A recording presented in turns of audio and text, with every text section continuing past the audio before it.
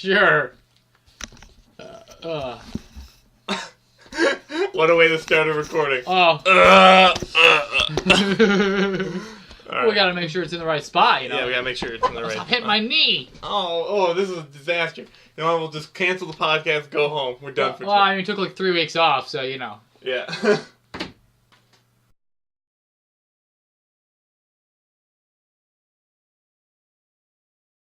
Hello and welcome to the Central Nerdous System Podcast, where everything is nerdy. I'm John. And I'm Tyler. And we're back. Sorry we've been away, folks. I died. Yeah, Tyler died, but we revived him through miracles and wishing. Yeah, and I got these fancy new keyboard shoes. He sure does. Yeah. But we won't talk about those. We've talked about them too much in the pre-podcast. But yeah, we are back. We took a couple weeks off, but we're back in action. We're hoping to get some more podcast action out to you guys. In the meantime, how have you been, Tyler? I've been good. Doing a lot of things. Got a lot of events going on in the cafe. That's kind of why I've been so busy the past couple Sundays. So. Mm-hmm. The last podcast we had was on Halloween. Well, at least a couple days beforehand. And you mentioned that murder mystery night that you guys did. Yes. How'd that go? I know how one of them went. You attended one of them, yes. But no, they were pretty crazy. We had about almost 50 people for each one we had. And both parties played out pretty differently, which was interesting. I mean, only 3 people got it right in the second one. I don't know about the first one because we were so overwhelmed. At least one got it right in the first one. The attractive pool boy Fabio Fabulous. All I know is that everyone in the second party voted Fabio as the killer. Really? Every single person. Is it because he got cut out? I don't know. Yeah, I think that's what it was. I felt bad for him, man. He didn't deserve to be treated like that by the Rochester estate. You're so right.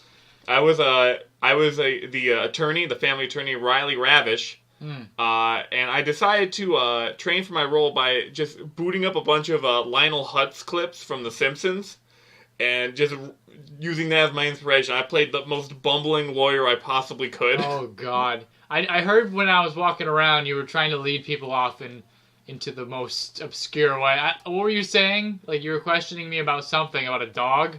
Oh, no, the joke for you was I asked you about the jade monkey. Oh, it was the jade monkey. That's what it was. Which is another Simpsons reference, by the way. Mr. Burns was looking for it, apparently. Oh, okay.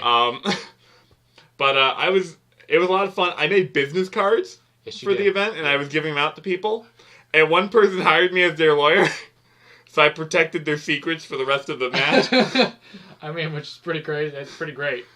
And I kept trying to lead people off by, saying, if you pay me some money, I might write you into the will. But I had no control over the will. I was bluffing. Yeah. It was a lot of fun. I can't wait for the next one. They'll be coming around soon. We wanted to do the one that's called Ho Ho Homicide, but it's a little too close to the one we just did. We're probably gonna do the wedding one around Valentine's Day. So that's probably what we'll be doing. I want to be like someone's uncle. I'll make you the bride. Yeah. If you do that, I will be so happy. I don't know how I'd prepare for it, but you should straighten your hair so it's really down and actually get a dress. That'd be really funny. I mean, they do have an LGBT version. Oh my god. Yeah, they do. It exists. All right. So yeah, that was a lot of fun, and for me, I've just been working a lot. Just working. Yeah. Working. Had a lot on my plate. Kind of, figuring out what stuff I want to focus on. And apparently, one of them is podcasts. Since I'm here today, so you are here. You're focusing on the podcast. Yep, doing a lot of stuff for my actual job. It's Black Friday season, so we're redoing all of our listings. So I'm doing a bunch of photo editing and stuff like that. So it's been a lot of work, but it's been rewarding. But speaking of rewards, looks like it's award season coming up, and we've had 2017. We had a lot of games come out this year, and they announced the nominees for the Game Awards. The Game of the Year! Game of the Year was. This is not the final hear all say all video game awards, but it's pretty much that. All right. It's kind of the one. This grew out of the Spike Video Game Awards, which usually is considered to be the standard for what you go to. Yeah. No, I mean, obviously other people are going to have different opinions. Yeah. But, this is giving you a good idea of the direction of the year of what we had. And let me just say my opening thoughts. Obviously, this whole episode is going to be devoted to this. My opening thoughts is that this has been a very lackluster year. Like, there hasn't been a lot of crazy games this year. Yeah. Not a lot of original... I mean, there's some original titles that have kind of broke the barrier, but I think we're getting to a plateau in the gaming industry where a lot of the games are starting to just be the same. I mean, we've kind of hit this for the past couple of years.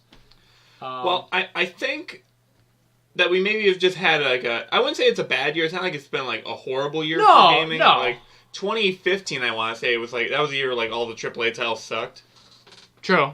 Yeah. Like that year, like I would say was a bad year for gaming. This one's just been kind of so. Like nothing like has really like hit me. Yeah. There has been good games, of course. Not to just say like there's been nothing this year. There's been a lot of really good games. It's just that it doesn't feel like it as much. I haven't really been following video games as much this year as I have for other years because I've been busy. Yeah. But well, you were telling me you said you only purchased and played one game that came out this year. Yes. And it did not get nominated for any awards. It was good. It was West of Loathing. It's by the guys who made the MMO Kingdom of Loathing. Yeah. Which I have not played. I got that game not knowing anything about the franchise beforehand. I saw some people playing it on YouTube, and I'm like, oh, that looks interesting. Well, that's a stick figure one, right? Yep, stick figure. Yeah, we had the board game. Yeah, I saw it when you had it there. I'm just like, no way, this is crazy. They have a board game too. Yeah. You played it at all? No, I haven't played it yet. Just someone gave it to us, so it was kind of on the house. Yeah, I'd be willing to try that sometime. Yeah. See what it's like. Oh yeah. The game is fun. You should try the game. It's pretty good. I mean, it's a light RPG, I would say.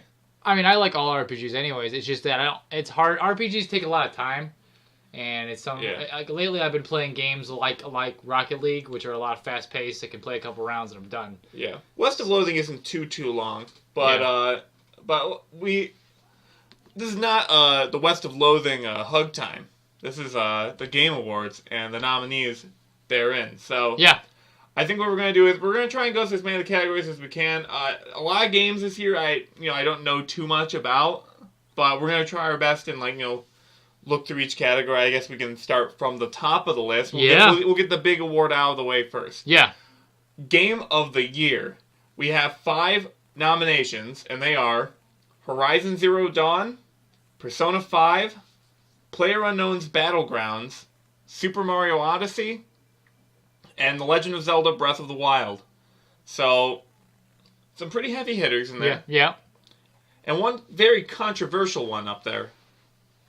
And, a lot of people were debating its merits, but I guess, what do you want to do? Do you want to go through each one at a time, just talk a little bit about your experience with them, and then we'll maybe get our consensus of what we feel? Yeah, I mean, that's fine. Yeah, why don't we start from the beginning? So, Horizon Zero Dawn.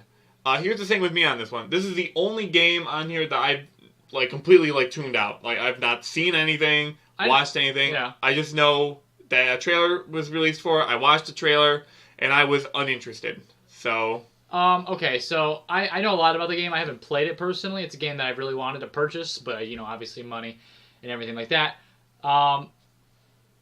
The trailer was really cool, but it didn't do it justice for the actual game itself. Mm-hmm. As a whole, a lot of the mechanics using the bow and arrow and things like that are very original. Having your special abilities and fighting these giant monsters and the way they handled it was more in the realm of Witcher 3 with exploration and stuff like that, and the story and everything else.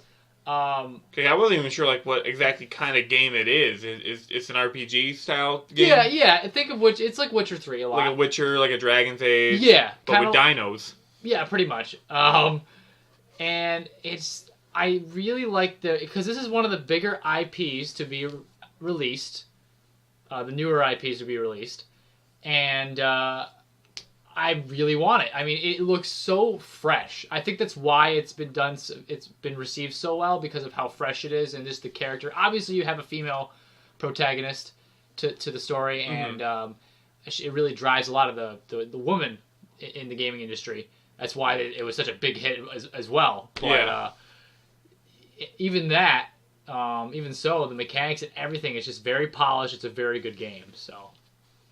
Me, like, I don't usually go for AAA titles. I'm more of an indie game kind of person. Yeah. So, I mean, I watched the trailer, and I'm like, okay, it's, it's got dinosaurs. Here's a fun fact about me.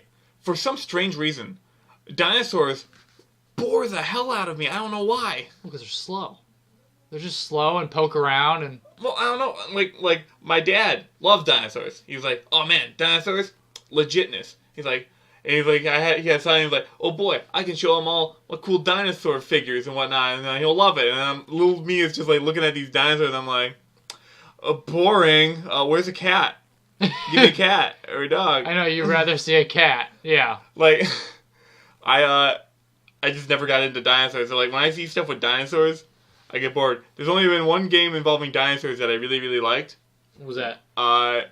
It's the, how when you don't have internet connection on Google Chrome, and it has a little dinosaur jumping game? Oh my god.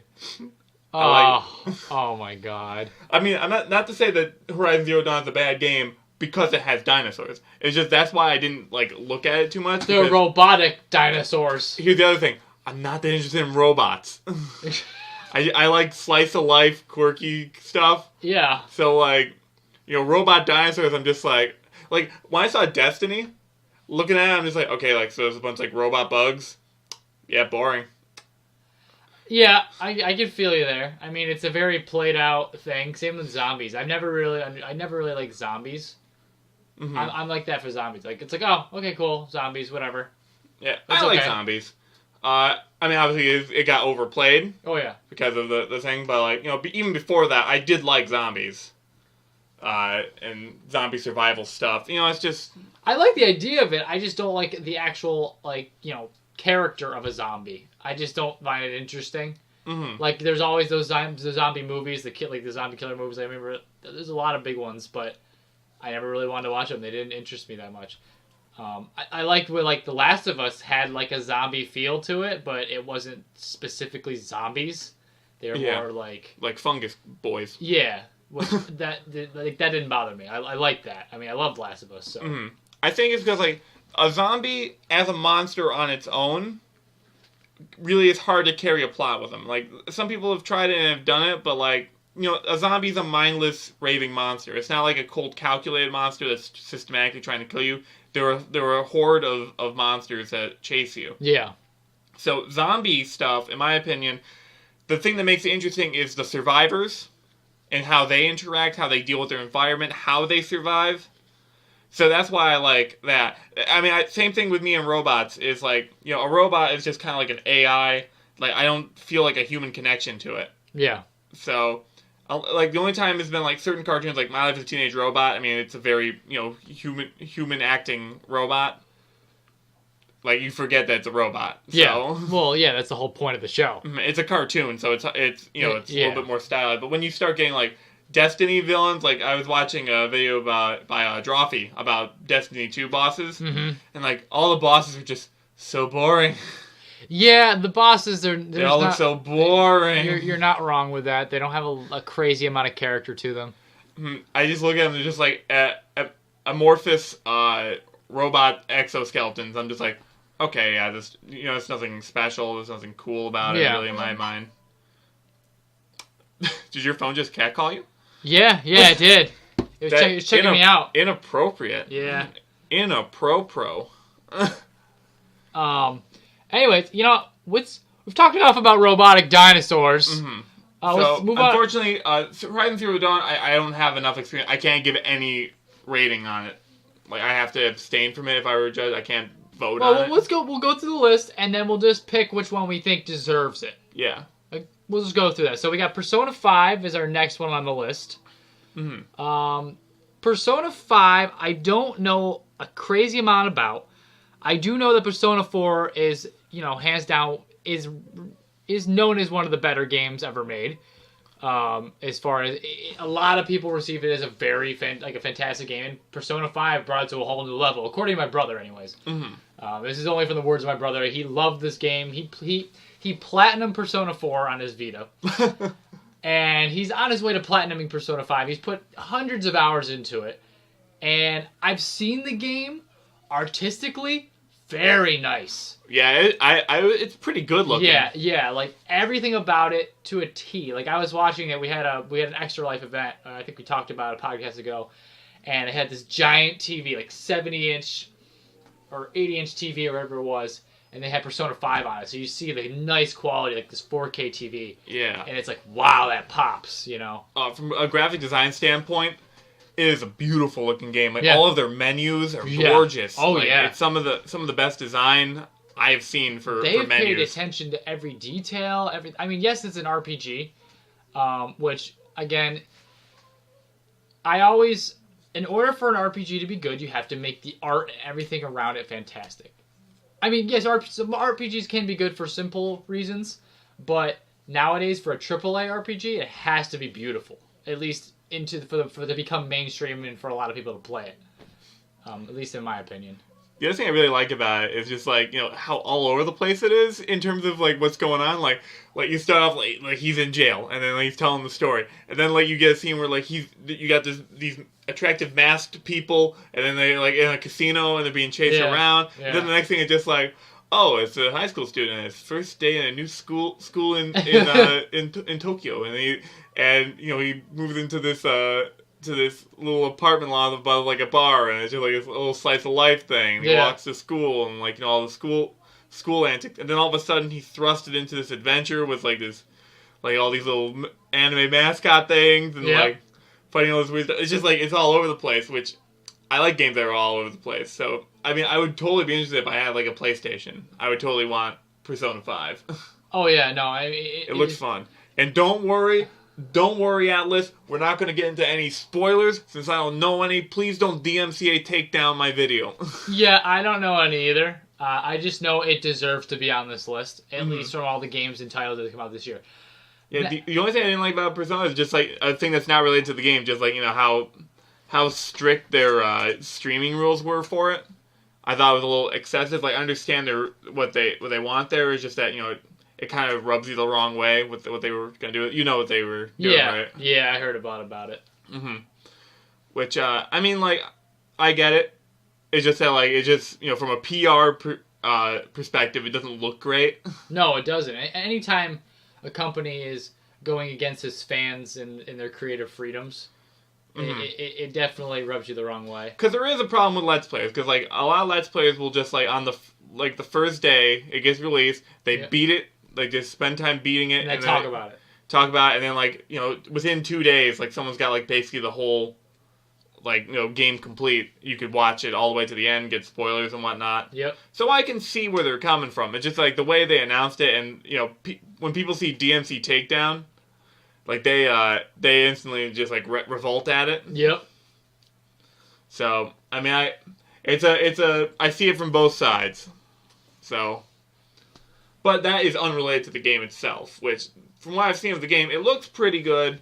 You know, definitely a very interesting game. Mm-hmm. You know, interested in, like, all the environments and whatnot, just the aspect, just the various different things you can do, you know, from the friendship mechanics to the... Oh, well, yeah, and then that was, they took what Persona 4 had and just made it a whole lot better. Like, they just expanded on it. I mean, they did what they should have done.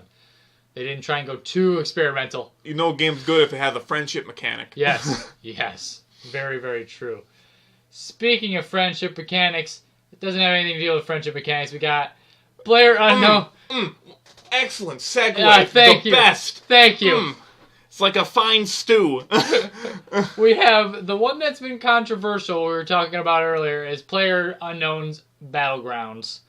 The fact that this is on the Game of the Year list. Your thoughts, John? What do you think? So this is one of the 2 games on this list I didn't follow very closely. So I didn't, like, you know, go head over heels for it. I just saw people playing it. In fact, when I first saw people playing it on, like, Steam, I'm just like, what are they playing? Like, what is this? Yeah. I've never Player Unknown's Battle. What? Yeah. Well, Matt was playing it. Yeah, Matt. I wish we had him on it, but he comes back to town tomorrow. So yeah. I would like to hear his take on it, but maybe he'll comment it down below. Yeah, maybe. But from what I've seen, it's a battle arena. It's, you know, a lot of, you know, the gun stuff. Really popular. A lot of people love it. I can't take away from that. However, it's not an official release yet. It's still in early access. It's still right? early access. Yeah. So I honestly feel it shouldn't be nominated.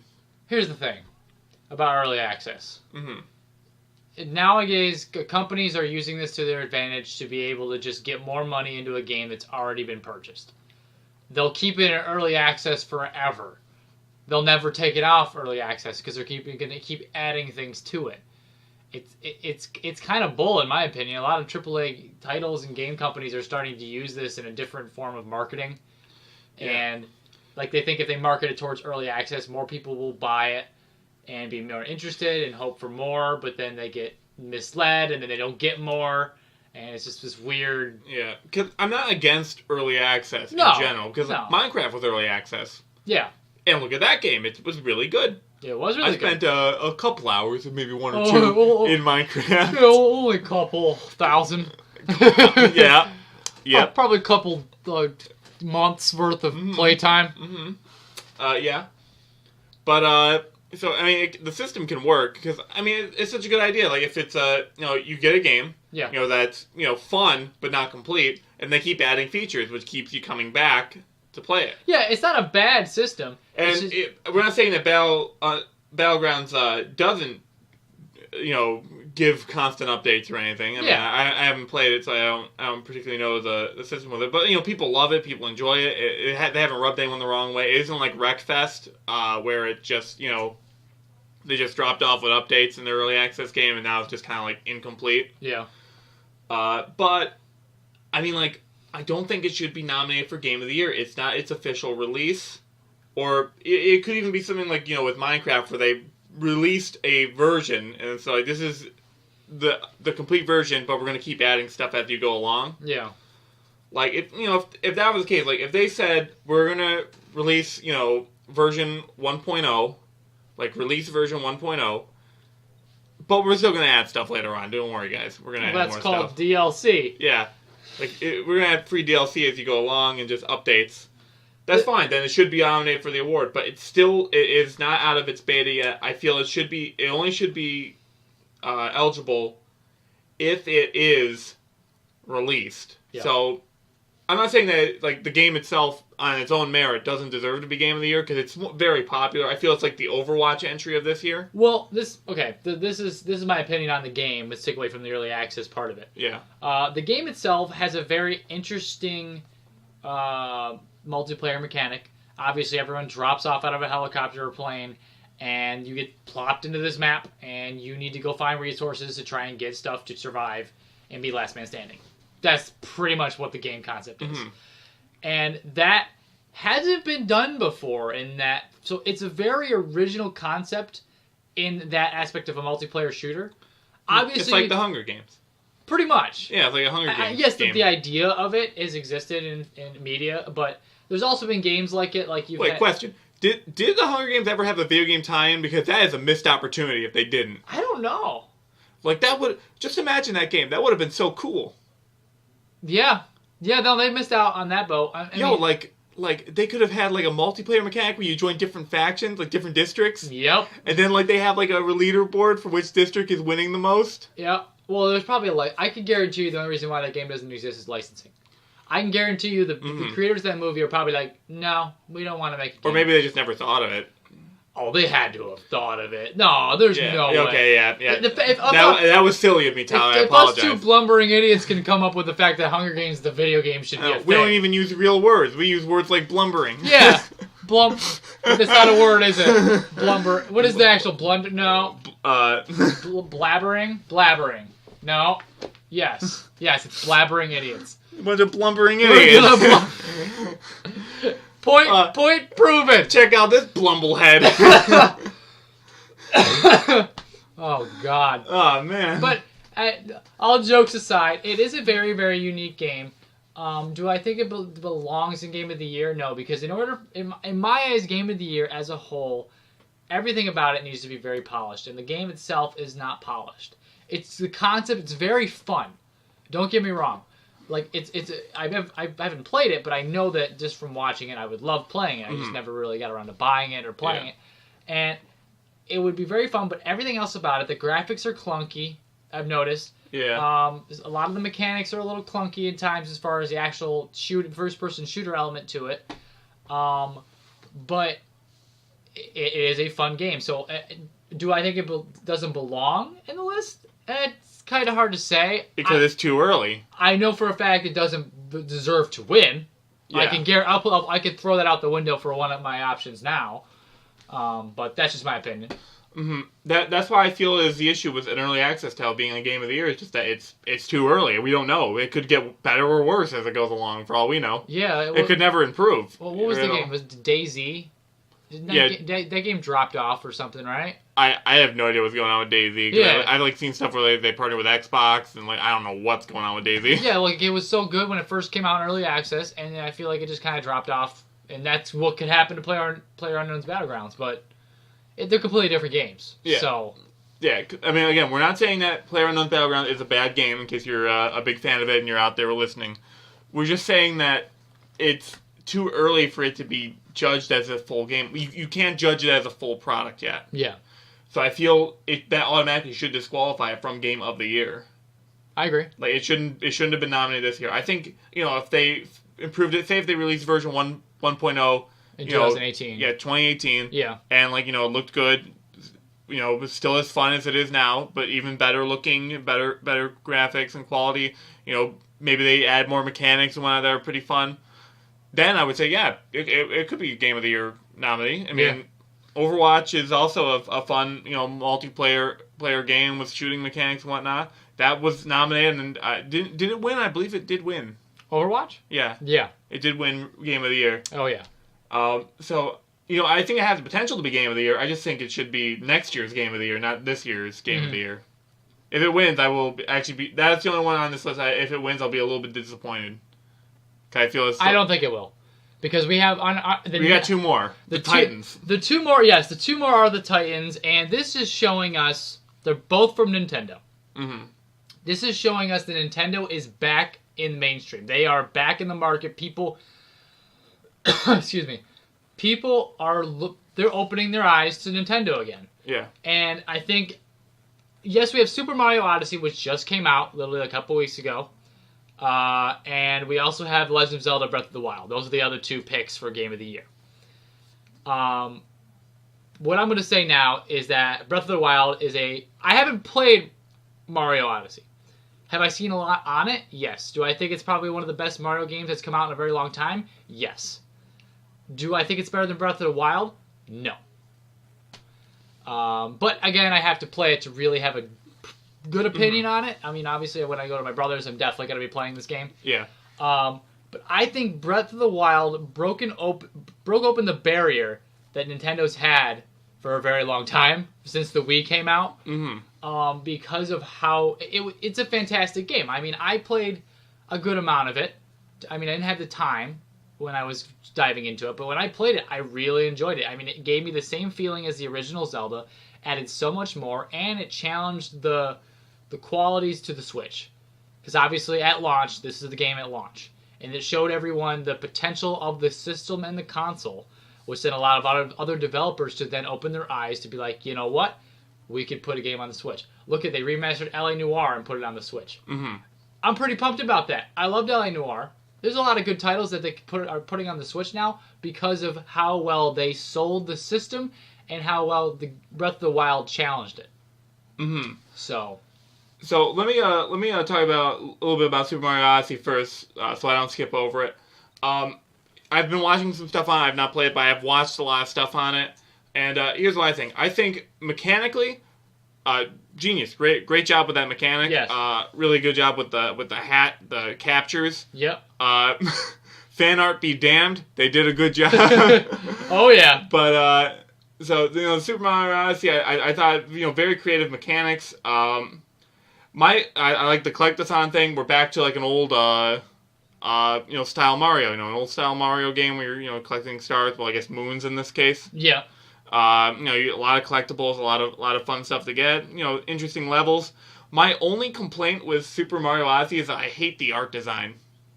Really? Yeah. For me, just New Donk City in general, like, for example, seeing Mario with like, just this regular like L.A. Noire looking mofos. Yeah, sitting there. I'm just like, that looks ugly. Like I also like this weird because you'll have like cartoony characters and like realistic looking corgis and like a photorealistic dinosaur with like a cartoon frog and like it's just like what are you trying to be here? The Amazing World of Gumball? I mean, I felt the same way when Sonic Adventure first came out. And they had Sonic going around this town, and it had just random people walking around, and made no sense whatsoever. I know, and I hated that. It's so weird. Oh no, it is weird. It is definitely weird. I think the other atmospheres, if you look away from the actual like city urban part of Odyssey, and you just go to the actual other worlds that take away from the humans, I think it's artistically really really cool. Oh, yeah, there is good stuff to do. Right, I'm not saying that it looks like a foot or anything. Like when I look at it, it's just weird. I agree. It's just weird. You have a Mario's human. Yeah. Why does he look completely different from the other humans? Why does Peach look different from the other people? Why does Pauline almost look kind of different from Peach in a sense? Yeah. It's just odd in my opinion. Like for me, it's distracting because it's just like I don't get like a concise art style for the game. It changes up too much.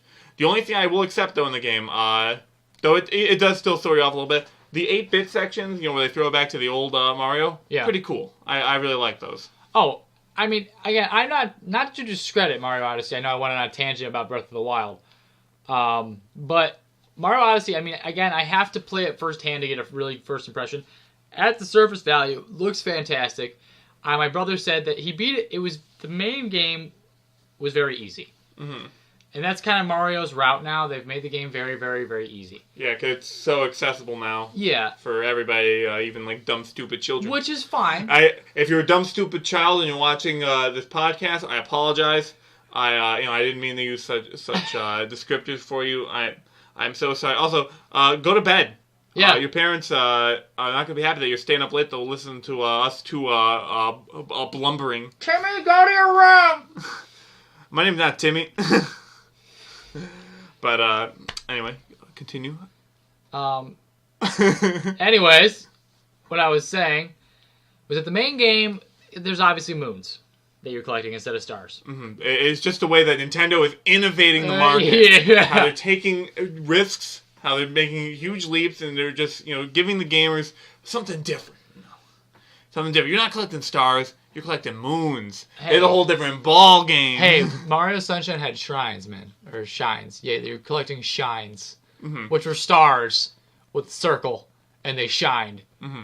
That was innovative. Because sunshine. Yeah. Yeah, I get it. How come we don't collect Odysseys when we... Yeah. Yeah, why don't we collect... How come there isn't hardcover books of Homer's Odyssey? Oh my god. At the end of each level that Mario collects and then reads in real time. Oh my god. You see Mario poking his eyes out now? Question. I want to know what you think would be better. Either A, he reads the book aloud to you in the Mario voice, or B, he just stays completely quiet while reading, and you just have to wait until he finishes. It's me, Mario. Time for story time. Because part of me would just love it if, he literally sat down quietly, didn't say anything, didn't look at the the player, and just read Homer's The Odyssey. And just silently. Oh. And you had to sit there. Oh, God. Unskippable. You just had to sit there and wait until he finished the book before you can do the next level. That's what someone's going to make online. Oh, God. It's going to happen now, John. You've just created it. I'm going to have to talk to some people that know coding to engineer this. I think this would be a pretty good fan game. Yeah, you think so? I think all the kids will love it. Oh, I think so. It's a learning experience. I mean, how much... Have you ever been playing a game and you're like, this is good, but I would love to see the main character reading? Yeah, But not to me.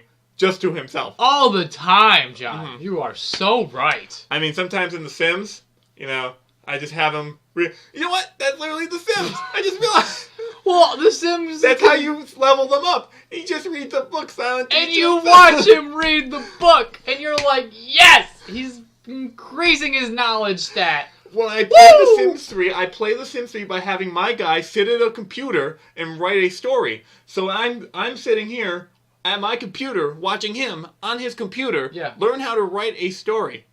The only way I can make it better is if he writes a story about a guy on a computer. Oh my god.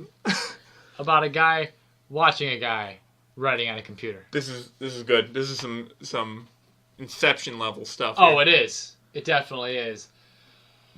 Back to the game of the year. What about moons? No. What about moons? Back to the moons. Back to the moon. You have to collect... To the moon. Great game. Oh my god. You have to collect 150 moons, roughly, to be able to go fight Bowser in his final form, which is his wedding attire. Yeah. Love that wedding theme though in Odyssey. That's good. I thought that was a good choice. Have a wedding theme. Well, Bowser looks like a total pimp. Oh yeah. Looks pretty snazzy. Peach looks great. Mario looking good. Hat's got eyes, which is weird. But well, I mean, it was weird with Mario Sunshine when they got the freaking flood. The flood. Yeah. It was that was weird. I think the hat's a little normal. A little more normal than a sentient fire hose. Hello, Mario. Like it would talk to you like it was gargling Mario. water. I mean, you gotta think its mouth literally spits water constantly whenever Mario commands. What's up, waterboard buddy? It's like, are you ready to fight some... You ready to get wet? Oh God! Didn't you hate it when you played Super Mario Sunshine and every time you guys shine, your flood would just say, "This makes me moist," and you're like, "Come on, dude, this is a kid's game." Oh man! 150 moons. 150 moons. No need to yell, Tyler. No need to yell. I'm just saying. The dumb children are trying to sleep. We told them to go to bed, and now you're waking them up. This is the impressive part to the collectible aspect of the game. Yeah. There's 850 moons. 850 moons. In the game. What is this, Jupiter? Yeah. Yep, it's Jupiter.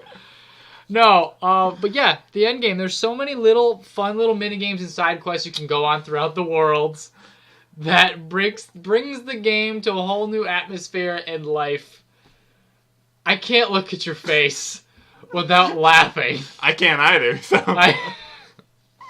So you know my struggle. Oh, God. Okay, so... But, yeah, I mean, Super Mario Odyssey, I will say there's a lot of collectibles. I do want to say something, though. A Hat in Time got screwed by Super Mario Odyssey coming out. Yeah. Literally, it's very similar mechanic-wise. Like, because A Hat in Time's like, oh yeah, it's going to be a hat-based platformer collectathon reminiscent of Super Mario 64 and Banjo-Kazooie. And they're like, oh, this is going to be perfect. We got a cute little hat kid. She has a smooch button, which is pretty good. Yep. We got JonTron on board. Nothing could go wrong. Except everything. And then 2 weeks later, Super Mario Odyssey comes strolling in and just punches Hat Kid right in the face and says, no, I'm getting all the money now and all the awards because Hat in Time, nothing on this awards sheet. Not even the indie? Did not even get nominated for indie game, which I was surprised. Yeah. I thought that got snubbed, but we'll get into snubs later. Okay. So we talked about Mario Odyssey. Yeah. So what about this Zelda cat? What's his deal? Okay. I mean, I kind of had a general overview of the game, but essentially it's the same realm as Odyssey with the fact that there's so much extra content for exploration reasons. You know, finding secret things. It gives you... There's so much replay value to it that you can't go wrong. It really... You just dive right in. You can be like, you know what? I don't really care about the main story. I'm going to go off on my little horse and I'm going to go complete some of the shrines. Yeah, it's Zelda Skyrim. Pretty much. It's Zelda Skyrim. But this is the thing, is that all of those types of games like Skyrim delve from the main original Zelda. The original Zelda was literally, okay, yes, you had 8 dungeons. The only way to get to those 8 dungeons is you had to explore and figure out how to get to the 8 dungeons and how to complete the 8 dungeons. The only way you can complete those 8 dungeons is that if you find the certain items that defeat the certain dungeons. But you had no map, or you had a map, but you had nothing that tied it all together. You had to do it yourself. You just had a cave elder give you a sword and say, it's dangerous out there. Pretty much. Take this. Yep, pretty much. You're gonna need it. Yeah. And they took that and made it into the modern day with Breath of the Wild. And obviously it gives you a little bit more, you know, it teaches you, it shows you where to go a little bit more. But there's all the other the side content, all the special stuff, that's all on you. Like, you trying to solve the puzzles in the shrines, it doesn't be like, hey, stop what you're doing, I'm going to show you how to use this item. Use this item for this thing. But I need it. No, you actually had to problem solve and figure it out, which is impressive in its own right. The fact that they went away from that old concept that was for at least the past 10 years that's all games would do. Would just stop you and just guide you through it, and it became like, oh, this isn't fun. Yeah. So yeah, I played. I'm close to beating Shantae and the Pirate's Curse, which I finally beat that one boss that was really difficult. Yeah. But I do like how they did it with they give you the item, they tell you what button to use for it, and they give you some hints, but like not too much. Mm-hmm. But like, a lot of stuff you got to figure out for yourself. Like the ice level, you have to use the dash to get through it effectively. If you don't, you get stuck in places, and it's just like, okay, well, how do I get it? And I'm just like, oh wait, no, I use my dash ability and do some crazy dash tricks to kind of get my way through it all. Mm-hmm. I always felt that way with Shovel Knight. Yeah, because you have a lot of different items in Shovel Knight, and there's a lot of different platforms and secret things you have to get to, but you have to figure out what item really will get you there. Are both WayForward properties, or is Shovel Knight something else? What?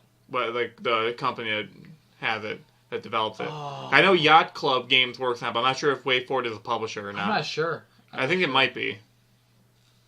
If only we had a computer or a phone nearby, we could check this. If only. I'm actually curious. I almost typed in Sword Boy for some reason. Excuse me while we Google. Yeah. So you have Yacht Club Games. Yacht Club Games, and it was. Oh no, it was just all Yacht Club. Yeah.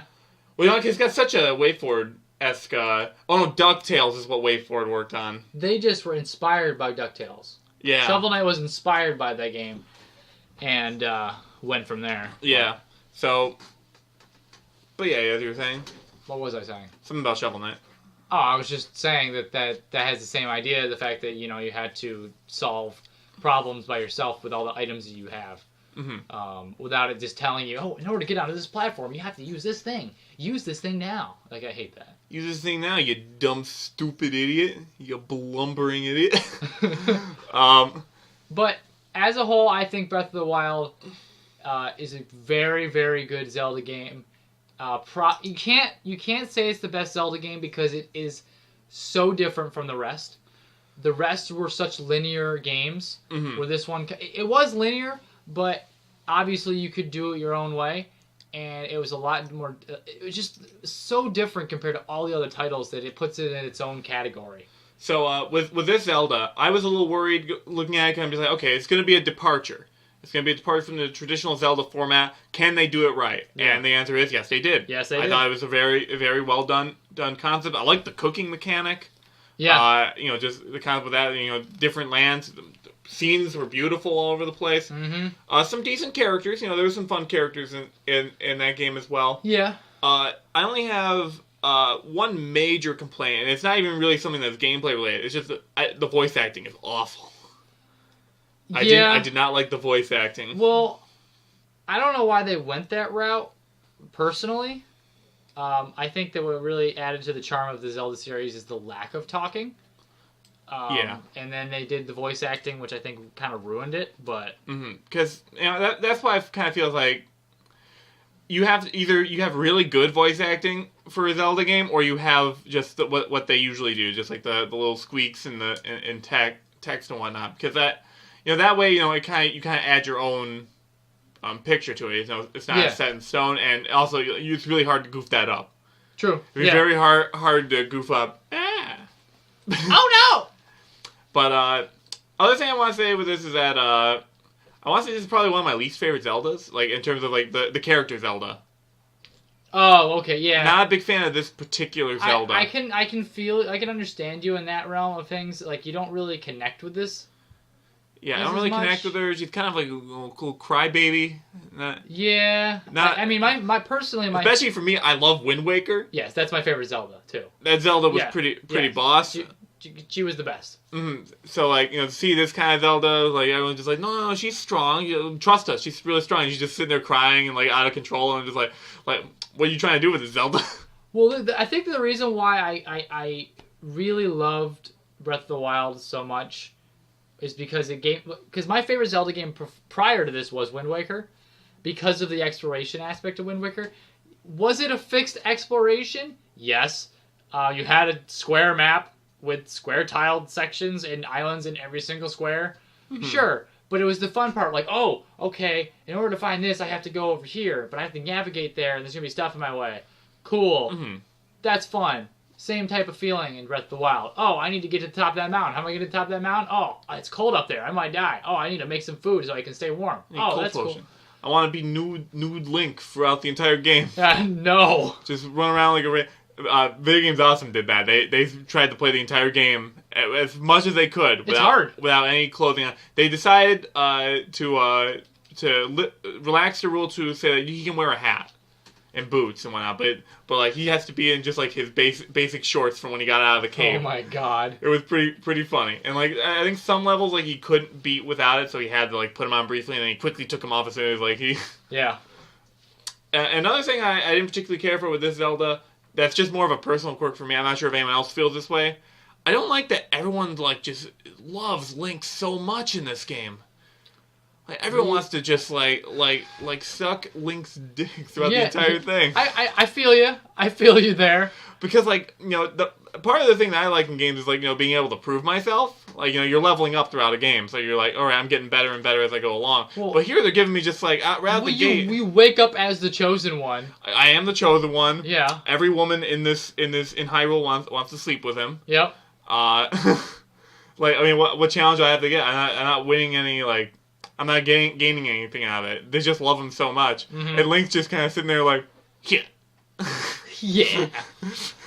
I'm just like, oh yeah. This guy's got like so much game, and he's just been sleeping for 100 years. Like, oh yeah, I hate this guy so much. He's well rested. He's ready to go. Mm-hmm. But like other games, like he's got to prove himself. It's just like, oh, who's this kid? Is he the chosen one? He's got to prove himself first. Here, just like, yeah, you're the chosen one. Just like do chosen one things. Go. Oh my god. Scoop. But even with Skyrim, everyone doesn't know you're the Dragonborn right away. So true. Yeah. So it's just kind of like... You have to learn the ways. You gotta learn the ways, you gotta learn the shouts, You almost get killed at the very beginning. Mm-hmm. That's very true. You could say because of a free dragon incident. Yeah. Yeah, you're right. Or, if you play the fun way, a Freak Thomas the Tank Engine incident. Oh, God. But... Oh, no. But ignoring that, that was just the issue. Like, I think The Legend of Zelda had really good presentation, some really good characters, a lot of stuff like that, but just, like, certain details about it make it not as fun as other Zelda games, like, in terms of charm and character. I can feel you with that because they went to a whole different aspect of things. They did a different approach to the game. But as a whole, I think it's really, really good. So now that we went through the Game of the Year options, we're both going to do our picks. What do we think? If you don't think any of these deserve one, that's your call. You can say whatever you want. But I'm going to probably go amongst this list, so... Yeah, so here, why don't you give me yours first? I want to hear what you have to say. So, personally speaking, the only game in here, out of the 5 we have, that I've played, is Legends of Zelda, Breath of the Wild. Obviously, I haven't played Odyssey yet. I haven't played PlayerUnknown's Battlegrounds, Persona 5, whatever. So, if I had to pick Game of the Year, I would pick Breath of the Wild. Mm-hmm. Not just because of me being a Zelda freak and loving Zelda to death. Basically, back to my point with it, bringing back Nintendo into the scene. Mm-hmm. A game that's that good and making that big of an impact in the gaming industry deserves to get an award or anything, really. And I think that they hit it on the mark. It was in development for quite a long time. It lived up to its hype. Mm-hmm. That's something that's very hard to do. Yeah. Like, the hype for the game was real. It was not a No Man's Sky scenario. No. It delivered on its product. Do I think it fully delivered on everything? No. I mean, no game really ever does. But I think that for what it is and what it did, it really hit it on the head, and it did a really good job, so... All right, so you go with Legend of Zelda Breath of the Wild. Yeah. So here's the thing. I'm partially kind of leaning toward it as well for Breath of the Wild because I've seen a lot of the game and I'm looking at it. It looks really, really good. But, like, it's hard for me to fully commit to saying that it should be Game of the Year because I'm thinking about other Zelda games as well because there's something to compare it to. True. And I'm like, a lot of those games, were like, they're Game of the Year for that year. I'm like, is this as good as the other Zelda games? Like, I don't consider this game to be as good as Wind Waker. It's pretty decent. Okay, this is the thing. Nothing's gonna ever top Wind Waker in my book. It's hard. It's gonna be hard. But when Wind Waker came out, was it received as a Game of the Year? No. Mm-hmm. It was lambasted for its cartoonish style, which looks beautiful, by the way. It does, especially in the HD remastered on the Wii U. Yeah. Oh yeah. Mm-hmm. I hope they bring it to the Switch. I want to play it again. I want to beat that first annoying. How far have you even gotten to that game? I got to medley stuff. I think it was doing stuff at Bird Sylvania, which is my official name for the island. Oh, okay. We got to like Bird Sylvania, I'm pretty sure. And then like we completed all the Bird Sylvania tasks. You didn't get to the Deku Tree stuff, right? No, I don't think I got Deku Tree stuff yet. Okay. So you didn't see the little tree dudes. Yo, I would have probably beaten this game, by the way, for those Zelda fans out there, if I owned a Nintendo system. But I don't own any Nintendo systems. I've never owned any Nintendo systems. The only Nintendo product I've owned is a Game Boy Advance, and all my games for it are Rocket Power. So oh my god. I probably have the record for like one of the worst Game Boy Advance collections ever. It's not good. I was never a big handheld gamer, so I didn't own many games. Yeah. But like, here's the thing. PlayerUnknown's Battlegrounds is eliminated for me because it's early access, and I don't think it's the best game here. Horizon Zero Dawn, I can't accurately give a rating to. I don't know enough about it. Okay. All right. Persona 5, I have the least amount of issues with that we've talked about. I have nothing wrong with it that I can think of offhand. Yeah. Super Mario Odyssey, I think, is the most creative of the bunch. True. In terms of this mechanic, so it's really hard. And The Legend of Zelda, I just kind of like. If I had to guess, I don't know. I might have to say Persona 5 looks like a really big experience. I might root for that because like I have the least amount of issues with it. I have the least amount of issues with Persona 5. I mean, I feel like you'd love Persona 5. I probably would. I wish I had a PlayStation to play it on. You ever played Persona 4? No, I've not played any of the Persona games. Okay. I mean, you would probably love it. Yeah. If you played Persona 5, I can guarantee you it would be your Game of the Year. Hands down. So, like, if I'm going to help you figure out your pick, because I am a Nintendo junkie. I love Nintendo products. I love Nintendo things. Same here. I like Nintendo a lot. I don't have Nintendo products, but I like them. But, yeah, I have pretty much all of them. And that's why I went Breath of the Wild. But, yeah, no, I would say Persona 5 makes sense for your pick. Yeah. So, I mean, if that's what you're going to go with. I believe that if I'm going to pick who they're actually going to select as it, it's probably going to be Breath of the Wild. Yeah, my guess is going to be Breath of the Wild as well. I'll be pretty surprised if it's something else, but I think Breath of the Wild will probably get it. My personal pick, though, I would probably be Persona 5. From what I've seen of it, it just looks so fun. Oh, it's fast. And Breath of the Wild looks fun too, but I just don't. It's not the best Zelda game, so to put it on the same level as the other Zelda games, it just doesn't feel right. The hardest. Then I would say Super Mario Odyssey after that. I think what the problem is you have to play the games to really get the understanding. Again, our opinion here is not the be all end all. I like how I'm imagining that the audience is this way. Your bed? Mm-hmm. Yeah. I just every time I want to address the audience, I look at this particular direction, like around a stage. By the way, everyone, John is sleeping with you every single night. Mm-hmm. It's I hope you enjoy it. I sure do. Oh boy. Sweet dreams, everybody. So we have our picks. You picked Persona 5. I picked Breath of the Wild. And we both picked our wrong. Yeah. Yep. In the eyes of the viewer. Yep. Exactly. Before we continue to any other things here, I just want to say, is there any games that you feel got snubbed? I know there's a game that everyone feels got snubbed, though I really have no opinion. For the Game of the Year? Yeah. What were they saying? They felt that Nier Automata got snubbed. They felt that should have been nominated. I've seen that game on Steam quite a bit. Mm-hmm. Did it only release on PC, or was it... a PS4 title as well. It's a PS4 title as well. I want to say at the very least. I can't recall. I know it's been known as one of the better stories of the year. I mean, it's actually nominated for some other stuff on this list. Like, if you look in Best Narrative over here, they're nominated. Yeah. And a bunch of other stuff. I feel I've seen clips, but I haven't seen enough about it to really argue it being snubbed. Same. Based off the look of it, though, I feel like it is graphically and just aesthetically pleasing. I think it could have been on this list easily. I just never heard anything about it.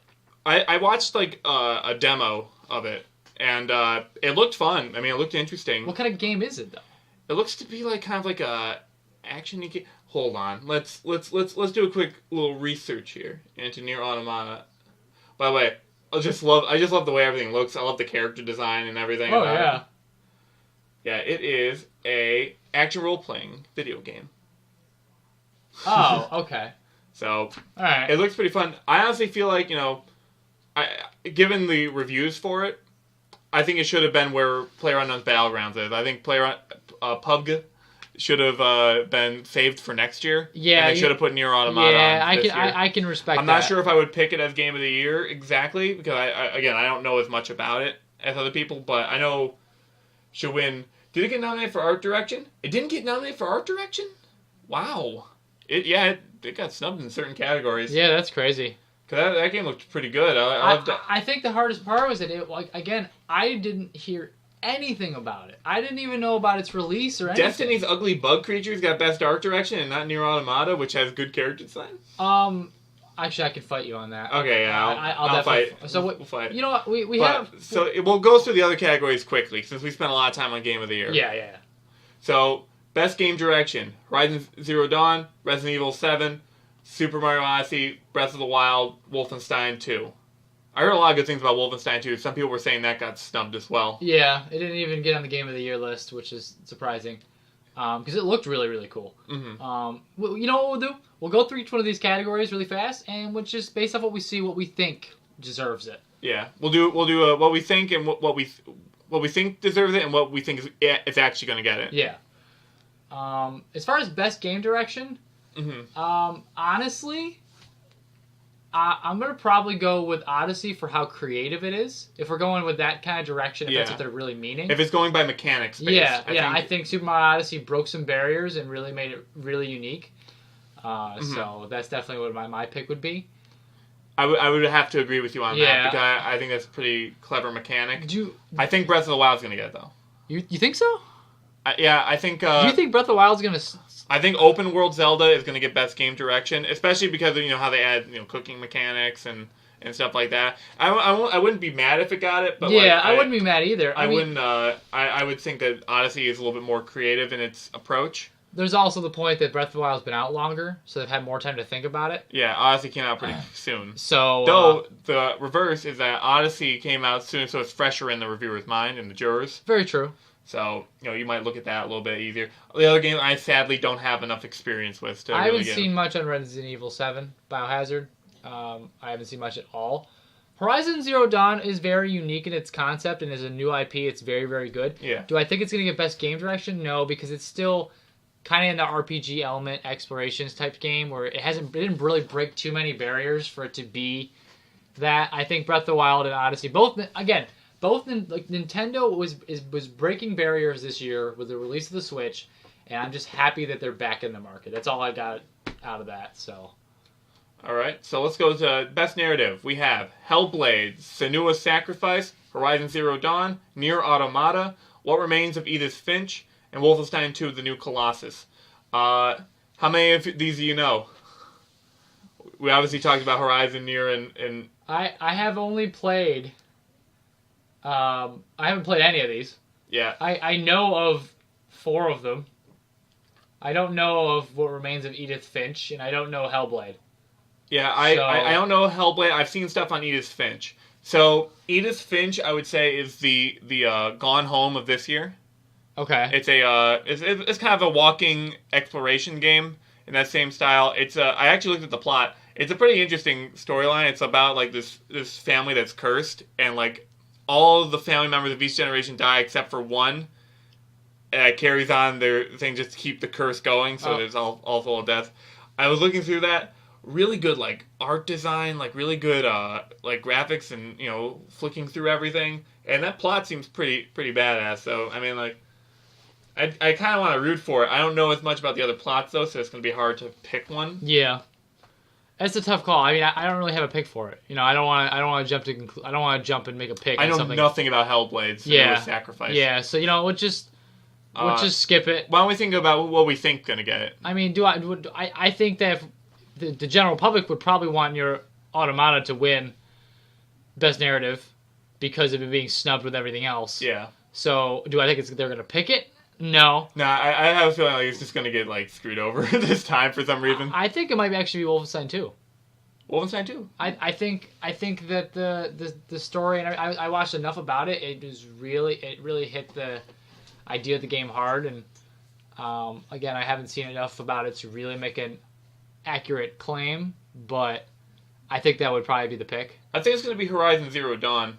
I'm leaning toward it because I'm seeing it's nominated for like everything, but I don't think it's the best in each category. So I think it might be one where they might sneak in and get the award for it. Yeah. The Nier Automata looks pretty interesting. Like the premise is really good. Me personally, story-wise, I really like how Edith Finch is like narrative-wise. I'm not sure about how it'll do gameplay-wise though. True. Compared to other things. Yeah. But also, there's some other good story-based games that aren't nominated there. So we'll see a couple of them as we go along. Art direction. Now, me, I like art direction. You do. I'm a art boy who likes art. True. I have so let's go through them here. We got Cuphead, Destiny 2, Horizon Zero Dawn, Persona 5, and The Legend of Zelda: Breath of the Wild. Yeah. So there are two in here that I think really deserve it. Persona 5 and Cuphead. Yes. I gushed about Persona 5 earlier, and Cuphead I've been waiting for years, man. I've been jonesing for it. It's the most creative title of this bunch in terms of its art direction. It's the only... Yeah. I can only think of one other game that has a similar design aesthetic, and that's Bendy and the Ink Machine. But that's a 3D graphics game. That's a little bit different than it. This is traditional animation. Yeah. If it doesn't win Best Art Direction, I will be upset. Oh, yeah. No, it deserves the win. And I feel bad because Persona 5 did a great job, but I think Cuphead really should get art direction for this one for the effort. Persona 5 was beautiful, but it didn't do anything new. Yeah. I mean, obviously, anime type, art and everything like that is kind of the elements they go through for Persona 5. They just did it very well. Cuphead, on the other hand, in the gaming industry, broke barriers, and it created something that really has never been out there. I mean, just the art style of it itself. Yeah, just a playable 30s cartoon. That's definitely different. And it is a respectable platformer. Yes. It's not just... It doesn't just look pretty and it's bad. It's pretty and good. Yeah. So I think... I need more money so I can buy it. Now, I think the Cuphead deserves it. I think for both, I think they're going to pick it, and I think it deserves it. Now, to fight you on Destiny 2 for a second. Yeah. Destiny 2, yes, the creatures are very bleh. Yeah. Okay, the actual enemies you fight don't have a lot of character to them. But the actual atmospheres in Destiny 2, like the worlds you're in, are very, very cool, and the artistic approach they went with the game was much better than the first one. The first one was very dark and muffled, and everything was very just kind of flat. Where the second one, like, you go into these vibrant worlds, the plant life and everything around it. Obviously, the creatures don't really fit the mold. It's the only thing I'm bugged by with everything in that game. Literally bugged because they're a bunch of bug guys. Yeah. But everything else about it, it really is a different futuristic shooter in the aspect of just how they approach the art with it. But of these 5, it's Destiny, I would say, is the worst of the bunch. Oh, I respect it. Horizon Zero Dawn, I talked bad about it earlier, but that was just my own personal preference. Artistically, there's nothing wrong with it. It looks really good. Yeah. In terms of its art direction, it's just that I like a little bit of extra flavor.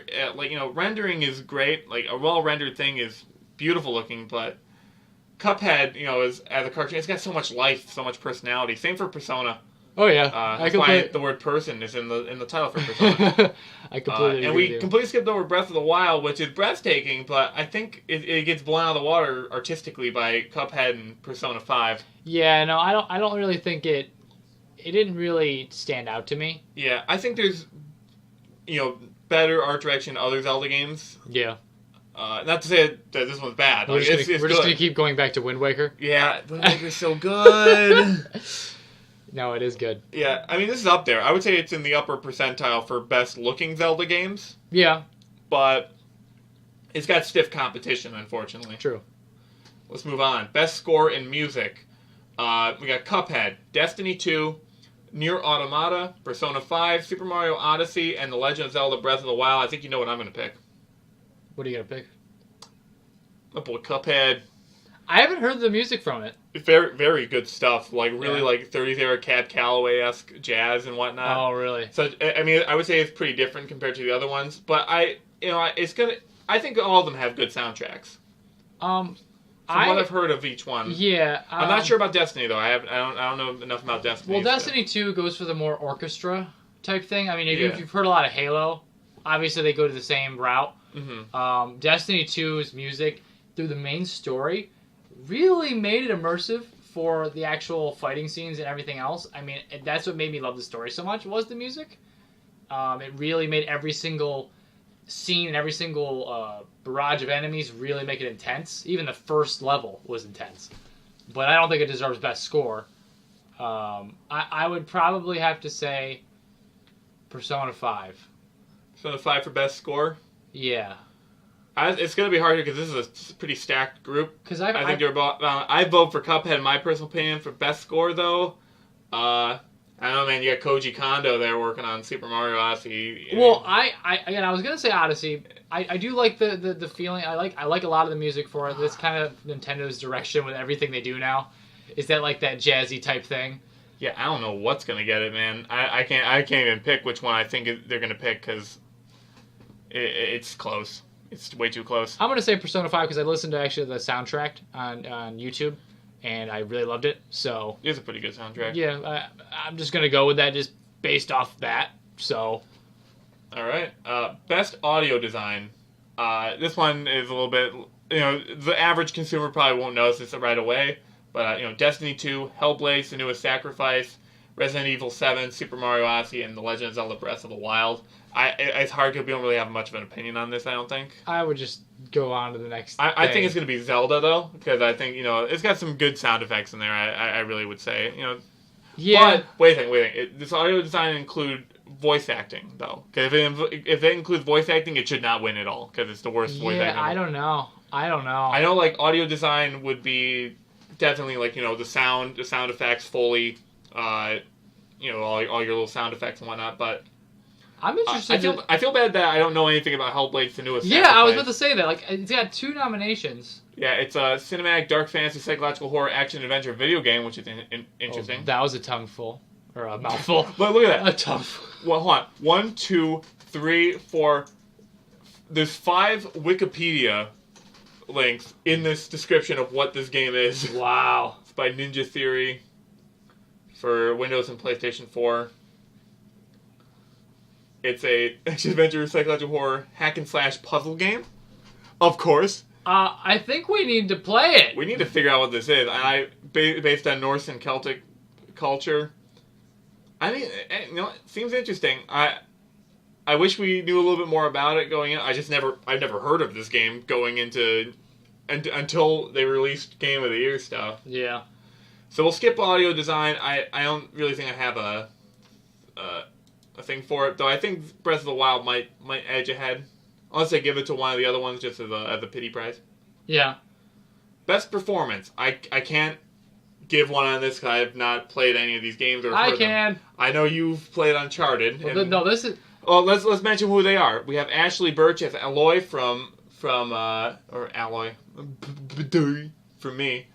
From Horizon Zero Dawn. Brian Bloom as BJ Blazkowicz from Wolfenstein 2. Claudia Black as Chloe Fraser from Uncharted. Laura Bailey as Nadine Ross from Uncharted. And Melina Jurgens as Senua from Hellblade, Senua's Sacrifice. Senua is the one who makes the sacrifice in that game. Yeah. Did you know? I did know that. Now you know. Welcome to Did You Know Gaming. Oh my god. Did you know that Senua is the one who makes the sacrifice in Senua's Sacrifice? And she's played by Melina Juergens. Yeah. Thank you for watching. Did You Know Gaming? Hellblade Senua's Sacrifice. Wow. Subscribe, like. Super enlightening. Watch Game Theory now. Woo! So you've heard some of them talk words? I have heard of them. Okay, so I'm obviously going to go the Uncharted route. Uncharted is one of my favorite game series. But which one? Well, no. See, I would go Claudia for Chloe because I like Chloe as a character in the game. Yeah. A lot. But The Lost Legacy is actually a new release this year. That is it's kind of a side game. It wasn't like a full Uncharted, but it's based off the two female protagonists in the original Uncharted series. Mm-hmm. And my brother just recently bought it and played it, and he said he actually likes it more than Uncharted 4, which Uncharted 4 was fantastic. So, and this is just a side game. He said this one was actually a lot more fun, and he said the story was actually very good. So I would say they deserve it. They've been the voice actors of the game since the second one. So, just a little bit of a offshoot from this. Do you think Uncharted: The Lost Legacy should have been nominated for one of the Game Awards here? 'Cause I see it's only really nominated for. It might be nominated for something a little bit further down, but it's really other than. No, I don't think. I don't think so because it wasn't. Again, it came out only costing $40, so it was kind of a cheaper title. It wasn't a long game. It kind of went in the same direction as all the other Uncharted, so it didn't break any barriers. So I don't feel like it got snubbed anywhere else.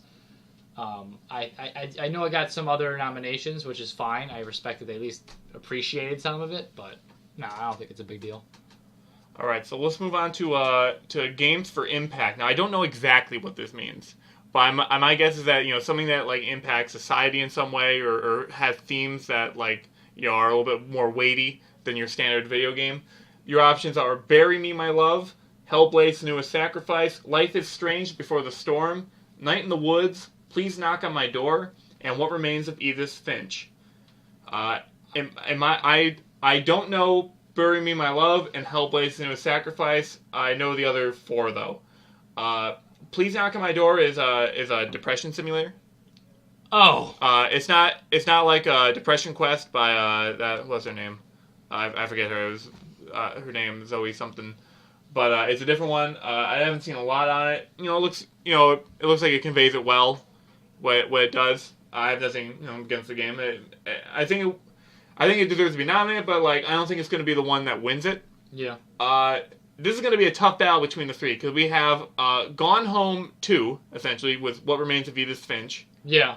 Night in the Woods, which explores a lot of cool themes. I really like Night in the Woods. I really want to get it. I purposely haven't looked up a lot onto it because I want to actually buy it and play it. Okay. But basically, it's you play as a bunch of little animal. Well, you play one particular animal, a cat. But it's just like a kind of like a returning from college, hometown story with some mystery elements, and you got friends and this kind of counterculture stuff. It's pretty cool. It also has got some good game mechanics too. Some interesting.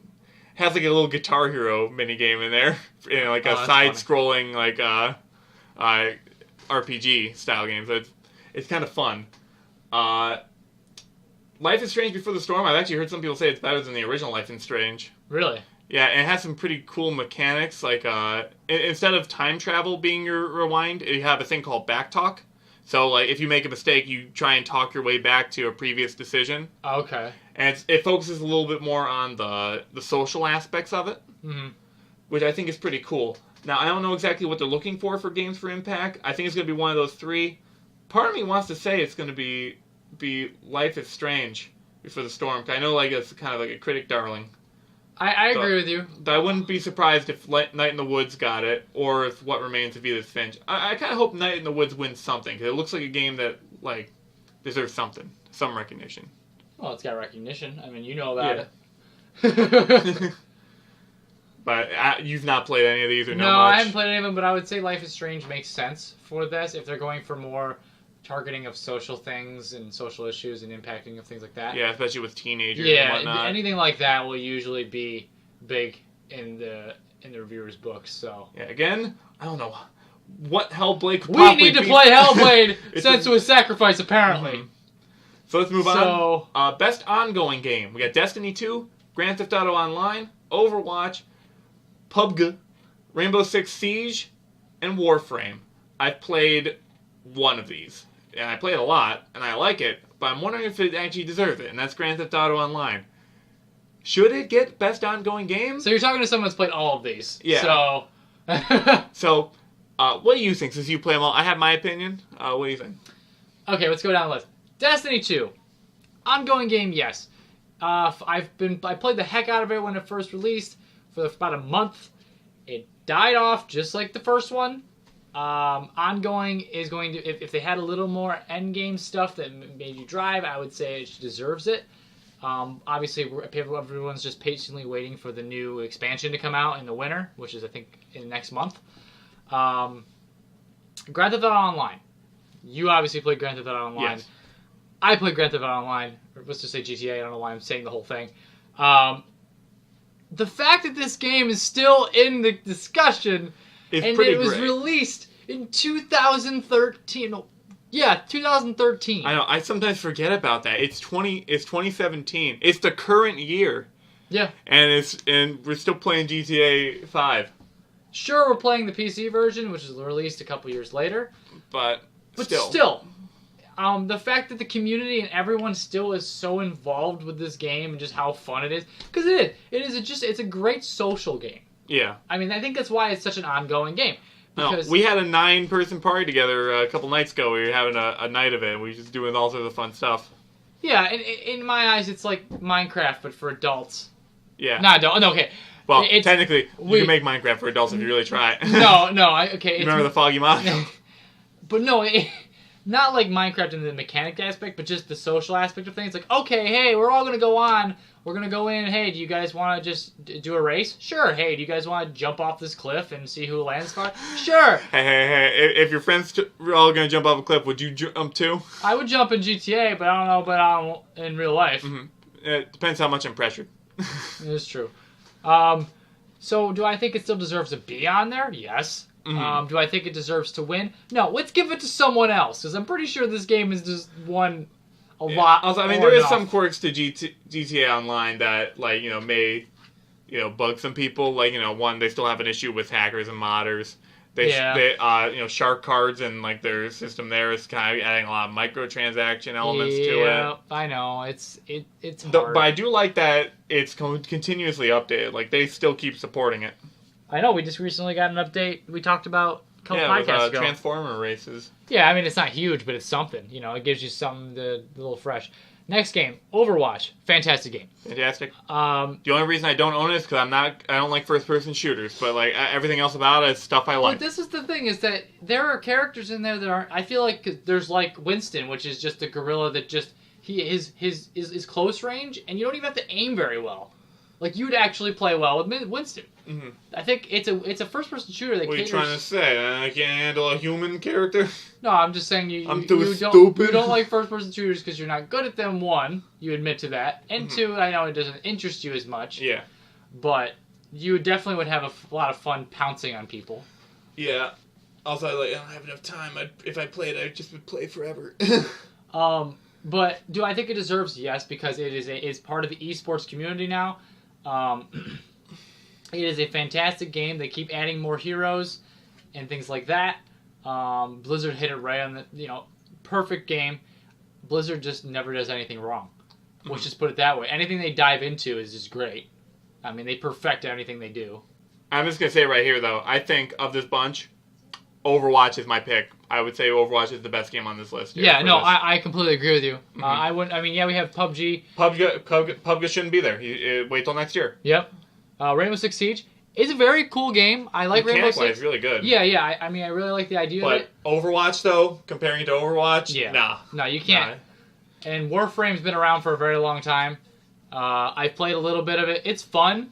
Do I think it deserves it? No. I do think Overwatch really is the sure winner of this category. Mm-hmm. Yeah, so we agreed there. And do we think it's going to get it? I wouldn't be surprised if it got, but I also wouldn't be surprised if PUBG gets it. I mean, I would maybe. If PUBG doesn't win any of the awards above, it'll probably win this, in my opinion. Yeah.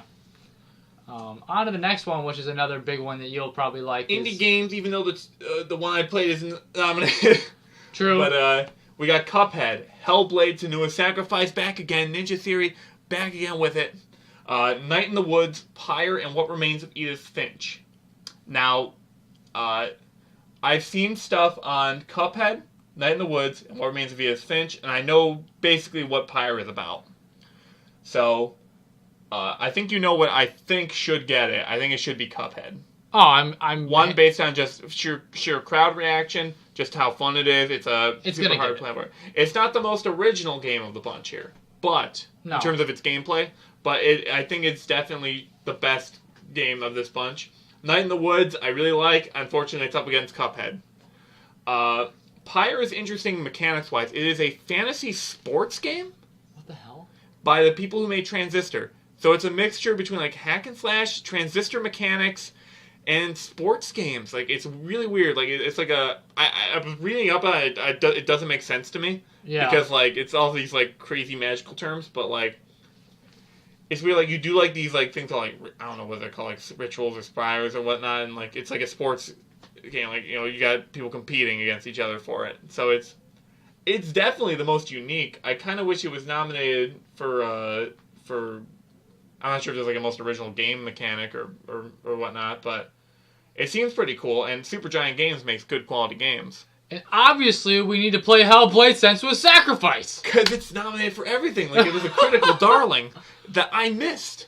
Apparently. And What Remains of Edith Finch, I felt that when Gone Home won, I felt that there was more deserving games. And this game feels to be in a similar mindset. I don't think it should win. I wouldn't be surprised if it did, though. Yeah. But I'm also not saying that it shouldn't, like it's bad or anything. I just feel that Cuphead and Night in the Woods have a lot of character to them. I like them a little bit more from what I've seen of Edith Finch. But who knows? I mean, like, Edith Finch could be really, really good. And I'm just, like, a stupid. Yeah. But my vote's for Cuphead. Do I think it's going to win it? I actually think it will. I think the jurors will go Cuphead on this. I definitely think so, too. I mean, Cuphead really deserves it. Cuphead really hit the market really well. I feel Cuphead doesn't win. It got robbed. Oh, yeah. No, I completely agree with you. All right. Now, here's a category I know nothing about. We got a bunch of them, yeah. A couple here I don't know.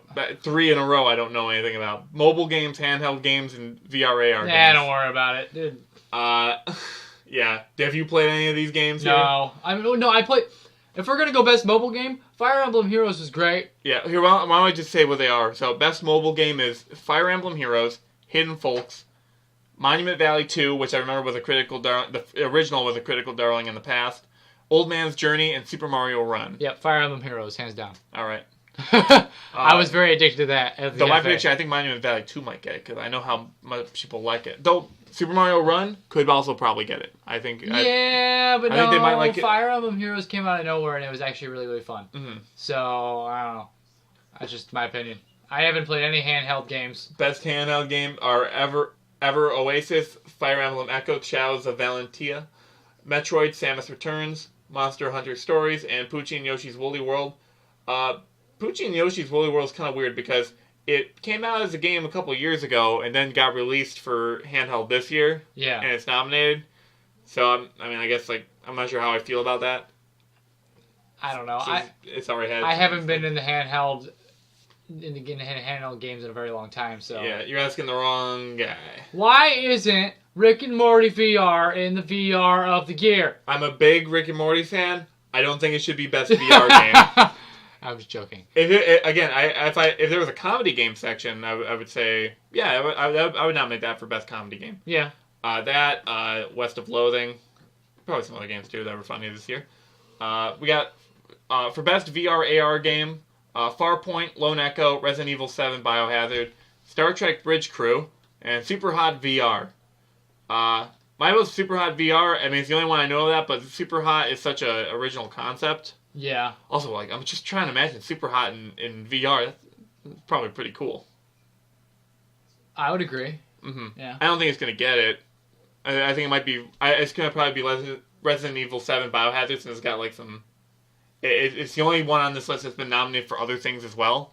So I would imagine that means, like, you know, there's some consensus that it's pretty good. I mean, I've seen some cool stuff for the horror aspect of things. It's actually pretty cool. I remember when the trailers first came out of it, so... but I don't really know too much about VR. I haven't gotten into it that much, so... Best action game. Cuphead, Destiny 2, Neo, Prey, and Wolfenstein 2. I don't know what Neo or Prey... Hey, Neo's by the same people who made the Shenmue game. I clicked the wrong one. Neo. This looks familiar. This looks pretty familiar. Yeah. I don't know. What is this about? It's like, William Japan's defeating Yokai. Oh, so it's Yokai Watch. All right. Yeah, sure. Yokai Watch gets it. Oh, yeah. Love Yokai Watch. This is hard because Cuphead is fun, but does it deserve to be the best action game? No. I think it's the best independent game. Action game? Maybe not. I'm leaning towards Wolfenstein on this one. Wolfenstein looks badass as far as, a shooter and everything else about it. I don't think... I've heard such good things about Wolfenstein. I think it's going to be that. I'm going to agree with you on that one. I think Wolfenstein deserves to get something, seeing how it was snubbed. Prey was cool. Prey is cool. But do I think it deserves it? No. I think Wolfenstein 2 really deserves something, and I think it's definitely that, so...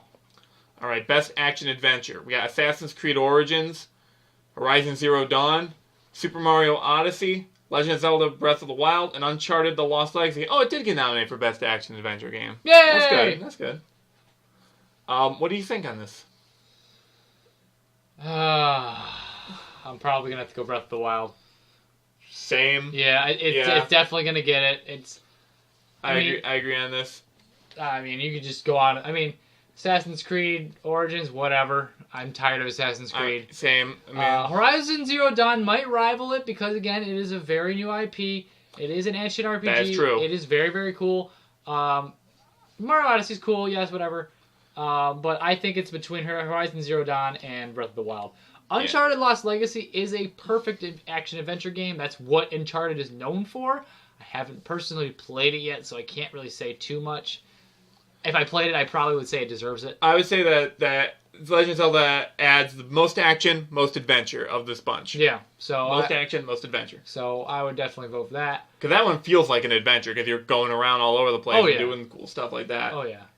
Just the sheer open worldness of it, I think, gets it. The next category, I already know the hands-down answer, but we'll go through that. It's best role-playing game. Divinity, Original Sin 2, Final Fantasy 15, Nier Automata, Persona 5, and South Park, The Fractured Butthole. Yeah! Yo, wait, is this the Final Fantasy? Oh.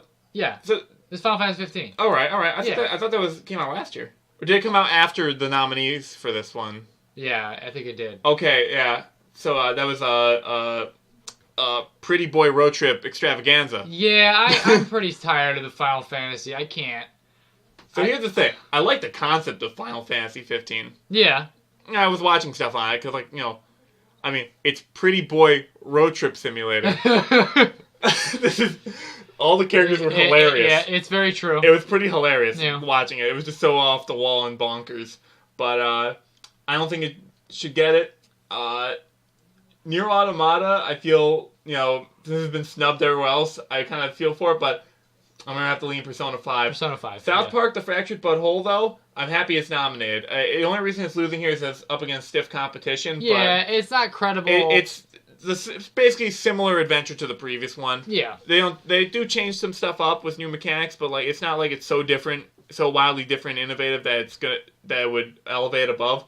But wouldn't it be hilarious if Persona 5 lost to The Fractured Butthole? Oh my God! Don't even say that. Yo, what if? What if it wins? That would be public hilarious. Outcry. That would be hilarious. I would die. Best fighting game: ARMS, Injustice 2, Marvel vs. Capcom Infinite, Nidhogg 2, and Tekken 7. Oh my God, there's a Nidhogg 2? Apparently, yeah. Oh. Do you know what Nidhogg 1 is? Yes. Okay, good. I do. Nidhogg is pretty fun, but I'm going to have to lean toward ARMS here. It's such an innovative concept.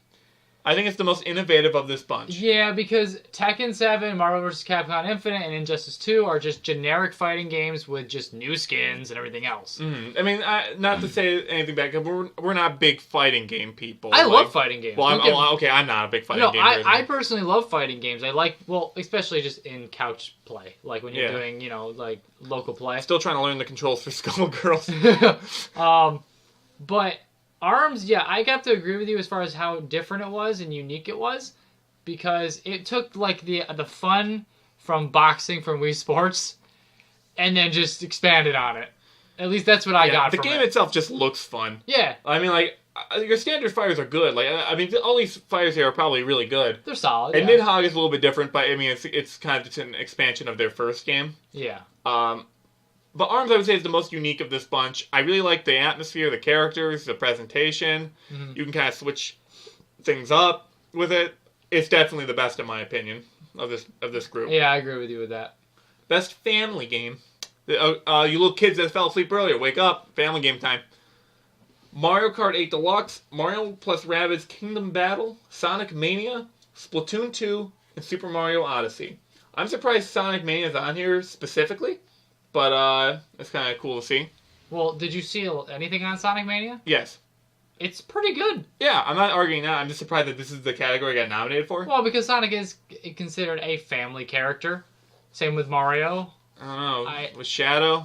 Shadow's a little too edgy. I think that's a 10+ character. Yeah, a little bit. He's a little bit too edgy for a 9-year-old. Too depressed. But a little too edgy. A little not edgy enough for a 14-year-old. So actually, I can go through this. Mario Kart 8 Deluxe is literally just Mario Kart 8 for the Switch. I don't even want to put that down there. Yes, it's fun. I wouldn't count it. Mario Kart 8 is my favorite Mario Kart, hands down. But it had its time last year. Yeah. It's got... This one, I don't deserve it. Mario plus Rabbids Kingdom. My brother... I've heard tons of good things about it. It's very unique. I thought it was going to suck. Kind of looking at it, just kind of like, oh no, Nintendo sold out. And then like everyone's just like, no, actually, it's a really, really good game. Well, oh my God. It's interesting because Nintendo literally gave it to Ubisoft and said, hey, make a Mario game that hasn't been made. So that's what they did. Yeah, that's what they did. Then they did. That's literally what they told them. And yeah, and my brother played it. He said it's really, really fun. Sonic Mania is good. It's your standard Sonic. Splatoon 2 means more Splatoon. Yeah. Super Mario Odyssey, more Mario with good mechanics. Now, I don't know how they're going to judge this. Like, how do you rank, like, what is the best for a family? Or what's the best for a family to play together? Or again, the answer is Odyssey. Odyssey's going to win this category hands down. I think it will. Because any traditional style Mario game, like Mario 64 and stuff like that, and it's not traditional, I can't say that. People would fight me on that. But any Mario 64 style game where it's exploration and you just can give it to the kid and be like, hey, try and do this. Okay. It's social. It's fun. It's just fun to watch. Yeah. It's Splatoon 2 doesn't really fit that mold for me because it is a competitive multiplayer game. Mm-hmm. Sonic Mania is fun, but it's just... It feels like more of a single player experience. That's why I was more surprised by this. Oh no, I could watch my brother play. I don't think it's a family game, but yeah, I'm just trying to think like kids like. I mean, granted, like back in the old days, you would watch your friends play a game, but no, I would definitely have to say that it's Odyssey hands down. Yeah, I would agree. The Mario Kart 8 would be honestly the best for like a full family playing of this bunch, but again, it's like it's already been nominated essentially. Yeah. Best Strategy Game, Halo Wars 2, Mario plus Rabbids Kingdom Battle, Total War Warhammer 2, Tooth and Nail, and XCOM 2 War of the Chosen. I'm gonna guess and probably vote that Mario plus Rabbids gets it, though I mean XCOM is definitely worthy. I don't know what Tooth and Tail is. And Warhammer, every year there's a Warhammer game that gets nominated. Yeah, for something or other, including something. I mean, they must make decent games. They keep making them, and they're doing all right. But like they all kind of like blur into one big Warhammer to me. Mm-hmm. I mean, I'm just not like a big fan of the series. Not that I hate it or anything. Just I haven't really played them. I know people who do like Warhammer though, so I can't really I'm gonna guess that it's gonna go to Mario plus Rabbids. I mean, it's pretty unique in its approach. Oh yeah. Though XCOM 2 probably was pretty good too. Well, I mean, XCOM just in general is a very, very respectable strategy game. So, best sports racing game, we got FIFA 18, Forza Motorsport 7, Gran Turismo Sport, NBA 2K18, Pro Evolution Soccer 2018, and Project Cars 2. Listen. I wouldn't vote Project Cars. Sports games shouldn't even have a category. They're literally the same thing every single year. Though I've been watching a lot of stuff on Forza 7. Yeah. Looks pretty good. I'm pretty happy with that. I would put my hat in the ring for that. I don't know what's going to get it here, though. Maybe FIFA. But no, I don't think FIFA. Again, 2K18, exactly the same as 2K17. There's nothing different.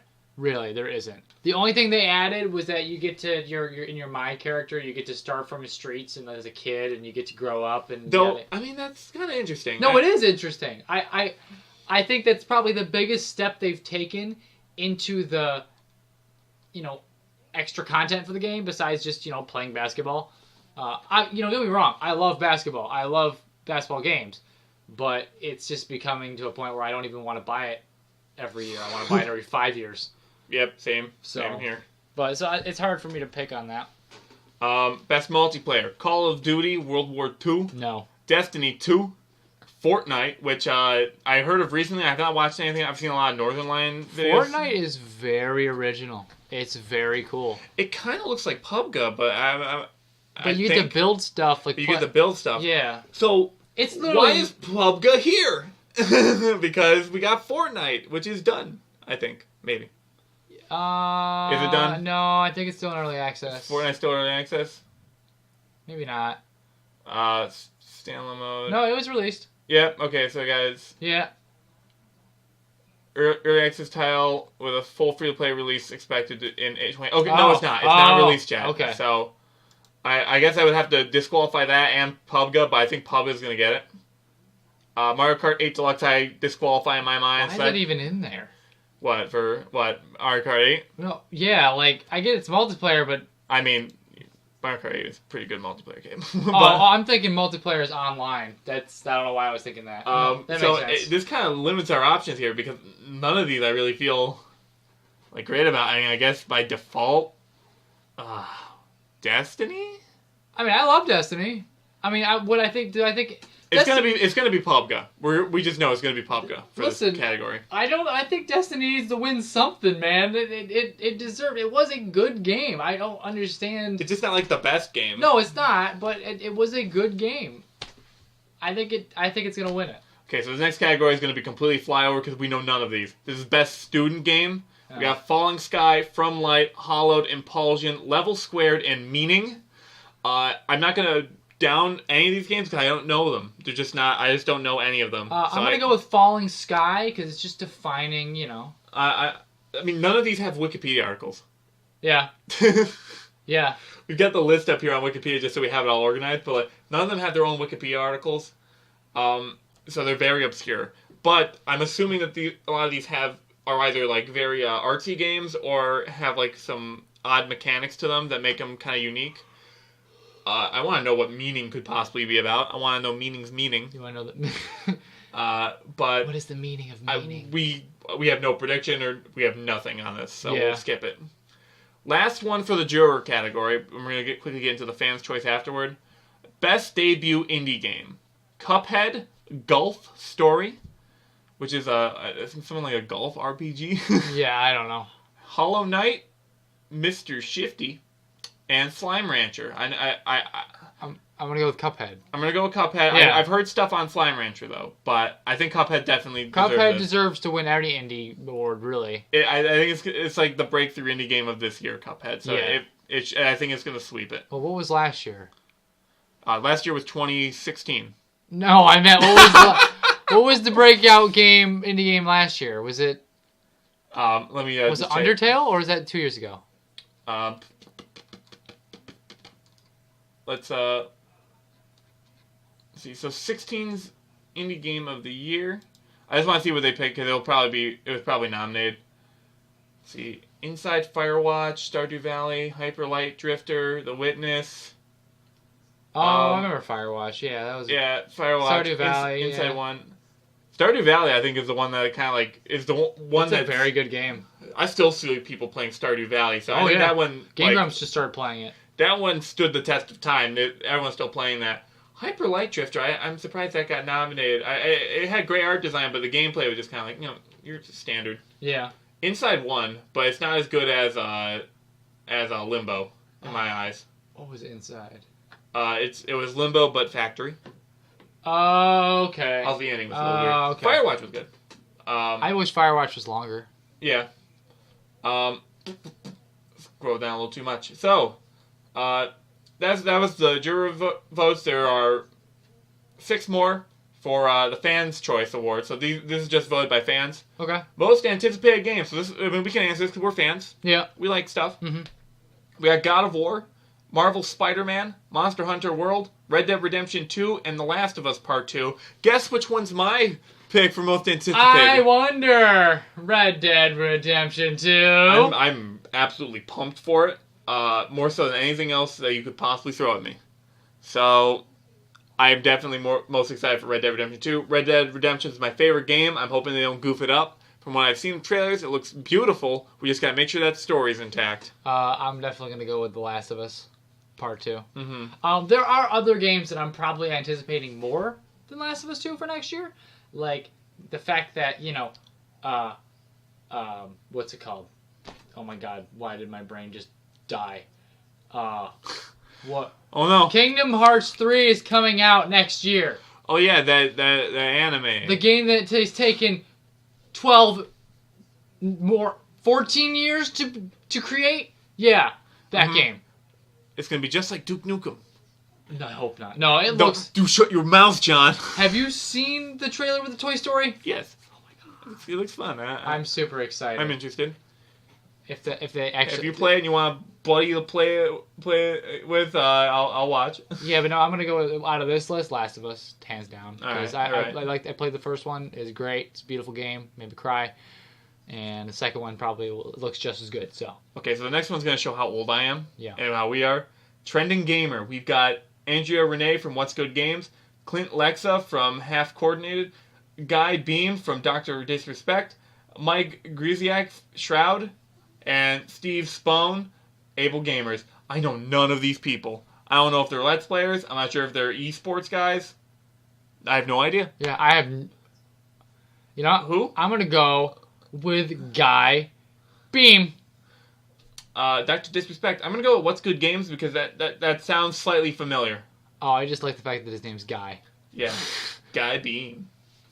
Best esport game. We got Counter-Strike. We got Dota 2, we got League of Legends, we got Overwatch, and we got Rocket League.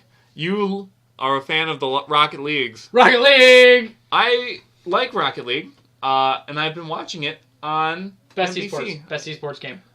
Hands down. It's a lot of fun. I watched the broadcast for it on NBCSN, and it's really well made. It's just a great freaking game. It's my favorite game. Yeah. I mean, I personally would go Rocket League in this one. I find it the most interesting of the bunch, but Overwatch could compete, and also Dota 2 is very popular ever still. Well, yeah. This category, like, I'm not worried about, like, oh, it didn't come out this year. What do I think is going to bring esports to a whole nother level is going to be Rocket League. Hands down. That will bring esports to a whole nother level into national TV. Mm-hmm. I feel. Because it has been on national TV. It has been, and I think the popularity of it will increase. The fact that it started off as a free game on, PS Plus, and now it's turned into this, is impressive to me. So. All right. So another category we're not going to know anything of, I don't think, unless you know some of these people.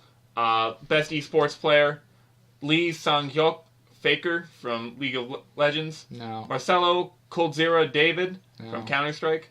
Nico Kovac from Counter-Strike. Jaehong Ryu Jaehong from I'm sorry, I'm butchering all these names. From Overwatch, Ji-young Ryu, and Kuro Kuroki Salehi Takasomi. Oh my god. I apologize greatly to all you people. I'm so sorry. I done goofed everything about my life at this moment. It's all good. I'm literally the worst. Hey, you said David right. I said David right. Yeah, you Well, I got Marcelo. I got Kuro. I got Nikola Kovac. You got Lee right. Well, because like I'm looking at it and I'm just reading along. I'm not anticipating what's coming up next. Yeah. So I was completely thrown off guard by Takasomi. It's an odd, you go from K to H is weird. Yeah. There's not a separation in there. Usually I would want to say... Well, you just say tak. You don't have to say the H. It's Takasomi. Takasomi. Yeah, Takasomi. Yeah, that's all it is. I don't know any of them, so we can't... It doesn't matter anyways. Yeah. Best esport team, I don't follow esports that closely. So Cloud9, FaZe Clan, Lunatic High, SK Telecom T1, and Team Liquid. I don't know. Yeah, whatever. Team Liquid. And Chinese Fan Game Award was an odd category in my mind. It seems oddly specific. But also, what does that mean? Is it fan games made in China? They don't allow a lot of games in China. I know that. I think they ban a lot of stuff in China, don't they? So, Honor of Kings, Icy, Gumballs, and Dungeons, which I'm rooting for. J times 3 HD, and Monument Valley 2. I can't really pick. Let's go with Monument Valley 2. Why not? That's the only one I know. Yeah. Gumballs and Dungeons, though, I'm really curious about. Yeah. I don't know what this entails. Why is that only Chinese? Why only Chinese? Yeah. Are these fan games? Because Monument Valley 2 is not a fan game. Yeah, I don't know. At least in my opinion, I don't think so. Is it? It's an indie puzzle game. It's a sequel. It's just... I'm assuming it's just best game made in China. Maybe. I don't know. So, that's our list here. Yeah. Couple games have... All that's left here are multiple nominations. 6 is the most. Destiny 2, Horizon Zero Dawn, Legend of Zelda, and Super Mario Odyssey have the most. Yeah. So, what do you think of this line for the Game Awards? Do you think it's a lot of good picks? A lot of, I mean, it's everything I expected. Yeah. There wasn't anything besides Hellblade that I had known nothing about. Yeah, I gotta find me a Let's Play of Hellblade. Yeah, no, I do too. See what I am missing. Yeah. Besides that, though, nothing really was like, wow. I mean, everything else made sense. So, I mean, as a whole, I think the best console of the year was Nintendo. I think the Switch really dominated 2017. That's why a lot of the titles were, got Super Mario Odyssey and Breath of the Wild in your top 2 for the most nominations, so... I definitely think that Nintendo's going to clean up this year. They've had so many good titles this year. The Switch itself, the Switch itself as a console, is good. I'm not like rearing to get it, but they definitely made some good quality games for it.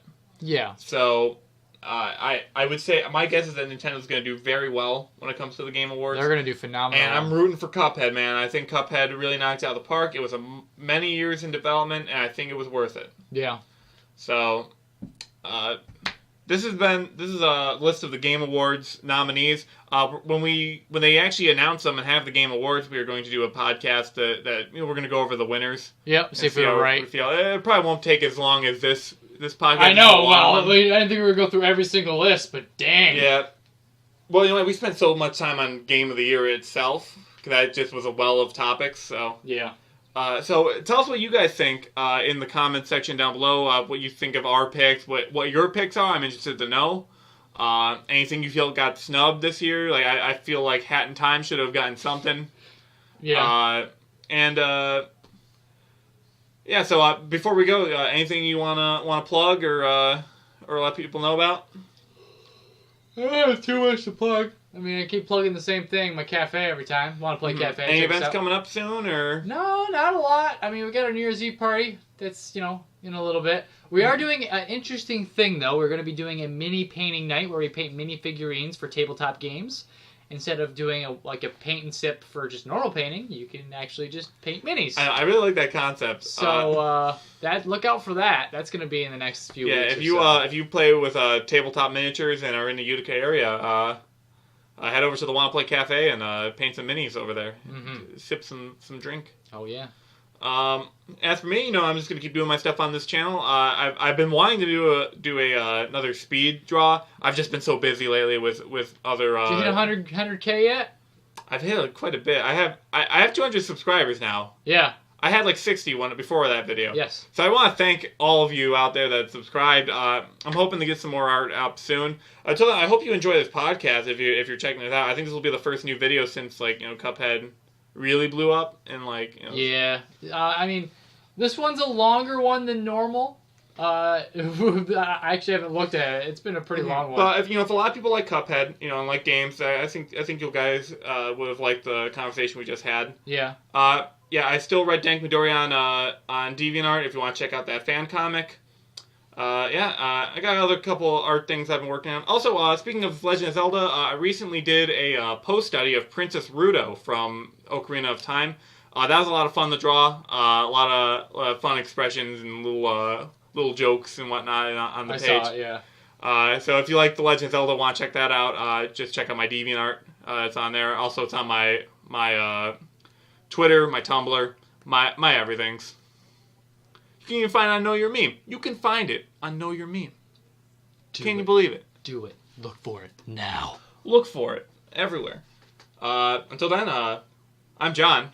And I'm Tyler. And thank you for watching. Bye!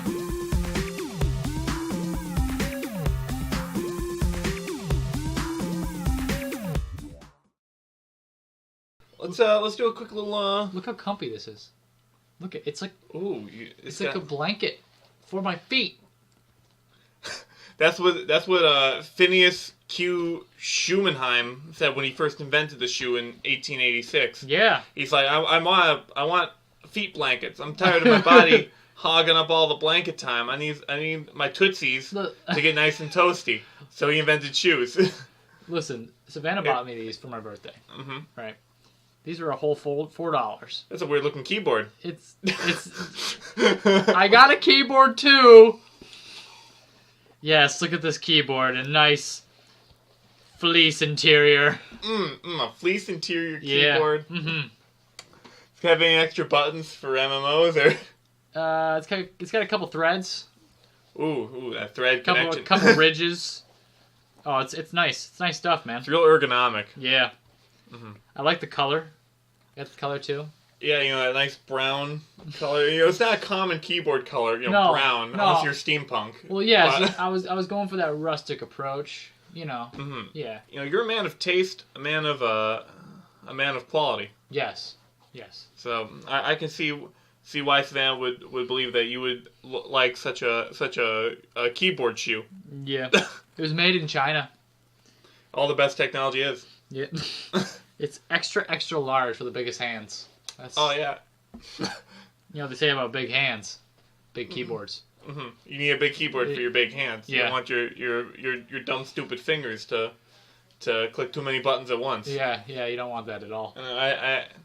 I'm a big hand boy, and I need a big hand keyboard. I mean, check out this comparison. Wow. Yeah. Isn't that just amazing? That the is amazing. The quality.